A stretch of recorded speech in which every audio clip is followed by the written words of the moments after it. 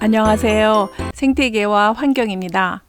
황제 펭귄의 일부 일처 행동과 오리와 기러기의 일부 일처는 어떻게 다른지 알아보는 시간을 갖도록 하겠습니다. 사실 새들의 90%는 일부 일처를 이루고 자식들을 함께 돌보는 특징이 있습니다. 대부분의 새들이 그렇듯이 황제 펭귄도 일부 일처를 유지합니다. 번식기에 짝을 짓고 나면 상대방을 믿고 목숨을 걸고 헌신합니다. 짝과 함께 충실하게 키운 새끼가 독립하면 한여름 동안에는 각자 떨어져 바다 생활에 흠뻑 빠집니다. 여러 동물의 수컷 입장에서 보면 일부 일처제는 매력적이지 않아 보입니다. 자손 번식에 성공을 거두려면 많은 수의 암컷을 거느리는 것이 확실한 일이기 때문이죠. 그런 이유로 포유류에서는요, 수컷이 암컷 한 마리와 짝짓고 일부 일처로 사는 경우는 5%도 안 됩니다. 그런데도 일부 일처가 아니었다가 일부 일처로 진화한 동물들이 있습니다.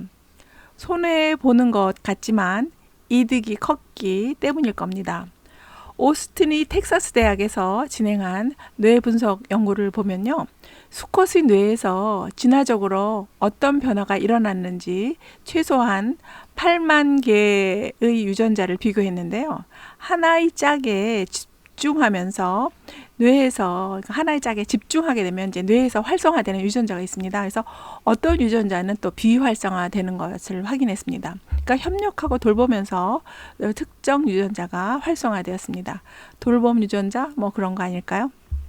네, 텍사스 대학 연구에서 일부 일처로 정의 내린 범위는 일생을 자기 짝과 사는 걸 말하는 게 아니고요.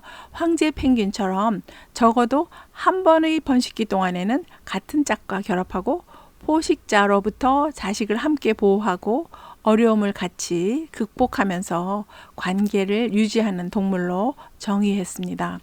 황제 펭귄은 추운 겨울에 번식하는 새죠. 그러니까 대부분의 새들이 봄에 번식하는 것과는 차이가 있습니다. 낮 길이가 부쩍 짧아지고 밤이 길어지면 황제 펭귄들은 요때구나 라는 걸 깨닫고 움직이기 시작합니다. 남극 겨울의 는요, 이제 4월쯤 시작되는데, 이제 그 4월이 되면 남극에 있는 그 펭귄들, 황제 펭귄이 심숭생숭 이제 마음이 들뜨면서 번식기가 다가왔음을 깨닫습니다. 동물원에서 황제 펭귄을 이제 기를 때는 황제 펭귄 번식을 유도하기 위해서 일부러 이제 남극처럼 빛이 줄어드는 방법을 사용합니다. 근데 아직 번식 연령에 도달하지 않는 어린 황제 펭귄들은 바다에 남아서 헤엄치면서 훗날을 기약하고 이제 먹이 사냥을 계속하고 있지만요.